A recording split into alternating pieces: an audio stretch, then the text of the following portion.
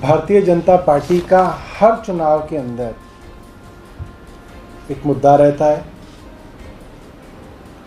और भारतीय जनता पार्टी इसे जोर शोर से उठाती रहती है। इस साल 2022 में कश्मीर में कश्मीरी हिंदुओं, कश्मीरी पंडितों और कश्मीर की सरकार में काम करने वाले लोगों की हत्याएं इस स्तर पर बढ़ गई हैं कि लगभग रोज इस तरीके की खबर अखबार के अंदर आ रही है। लोगों के अंदर इतना डर का माहौल है कि कश्मीर के अंदर कई सालों से रहने वाले लोग, क्योंकि केंद्र सरकार की 2008 की एक पॉलिसी थी जिसके अंदर कश्मीरियों को रिहैबिलिटेट करने के लिए एक प्रोग्राम चलाया गया और करीब 3800 लोगों को वहां पर दोबारा से स्थापित किया गया। 3800। आज हालात ये है कि जिन लोगों को पुरानी सरकार ने वहां पर स्थापित किया था वो लोग भी इतने डरे हुए हैं कि यहां से कश्मीरी पंडित वापस कश्मीर जाएं, ये तो बहुत दूर की बात है, वो तो केंद्र सरकार कर ही नहीं पाई। मगर जो लोग वहां पे पहली सरकारों ने बसाए थे, आज वो लोग भी इतने डरे हुए हैं, इतने दहशत में हैं कि वो लोग भी वहां से पलायन कर रहे हैं। अगर हम सिर्फ इस साल की ही फिगर देखें तो जनवरी 2022 से लेकर अभी तक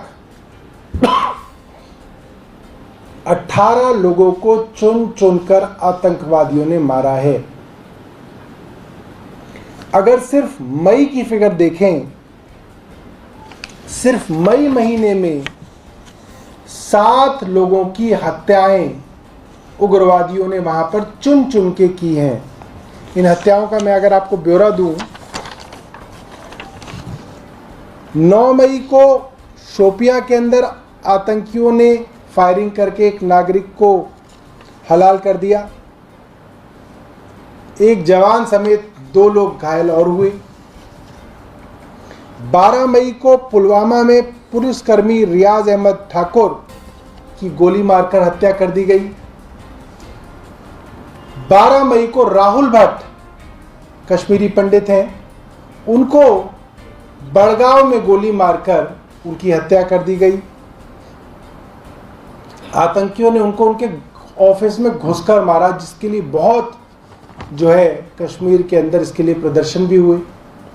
17 मई को बारामूला में आतंकवादियों ने एक वाइन शॉप पर ग्रेनेड फेंका जिसके अंदर रंजीत सिंह की मृत्यु हो गई, जो बहुत सालों से वहां पे रह रहे थे, और कई लोग इसके अंदर जख्मी हुए।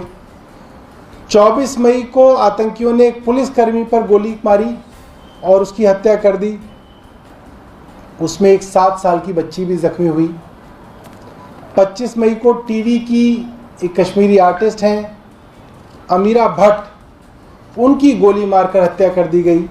और 31 मई को रजनी बाला की हत्या कर दी गई। और अब हालात ये हैं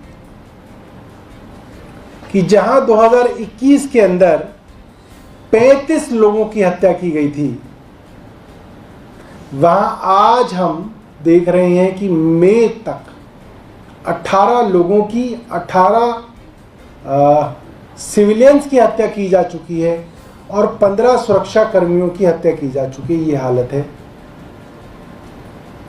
और बारामूला में कश्मीरी पंडितों की जो परिवार रहते हैं, उनकी जो कॉलोनी है, उसके प्रधान अवतार कृष्ण भट्ट ने सरकार को कहा है कि 300 परिवारों में से आधे पहले ही अभी पलायन कर चुके हैं। इतनी दहशत है कि 300 परिवार में से करीब आधों ने पलायन कर लिया है।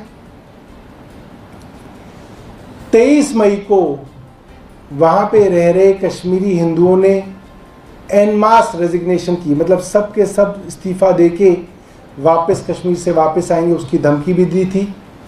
आज भी ये स्थिति बनी हुई है कि बड़ी संख्या में कश्मीर के एयरपोर्ट पे पलायन देखा जा सकता है। लोग दहशत में अपना बोरिया बिस्तरा बांधकर, अपना सामान लाद कर अपने बच्चों के साथ कश्मीर से वापस पलायन कर रहे हैं। यानी कि सेंट्रल गवर्नमेंट की कश्मीर को लेके जो इनकी पूरी की पूरी नीति थी वो पूरी तरीके से फेल साबित हो रही है। और हम लोग केंद्र सरकार की इस पॉलिसी का, केंद्र सरकार के इस फेलियर का, केंद्र सरकार की इस नाकामी का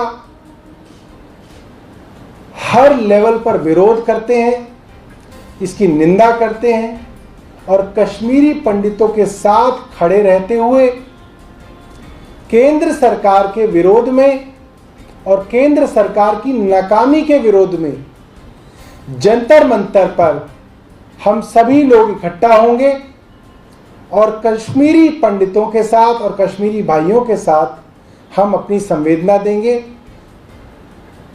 11 जून को जंतर मंतर पर आम आदमी पार्टी ने ये कॉल दी है कि सभी लोग इकट्ठा होके कश्मीरी भाइयों का साथ दें और उनके लिए खड़े हों। धन्यवाद।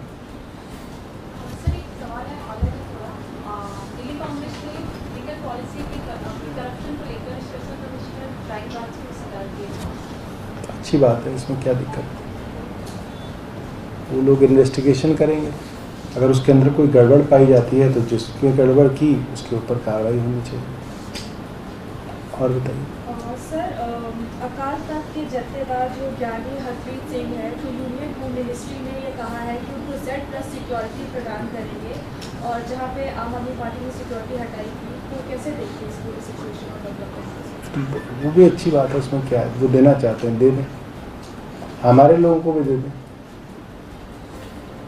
कश्मीरियों को तो दे दें बेचारों को। वहाँ पे वो मर रहे हैं रोज, पता नहीं कहाँ कहाँ दे रहे हैं, जो काम है इनका वो तो कर नहीं रहे हैं।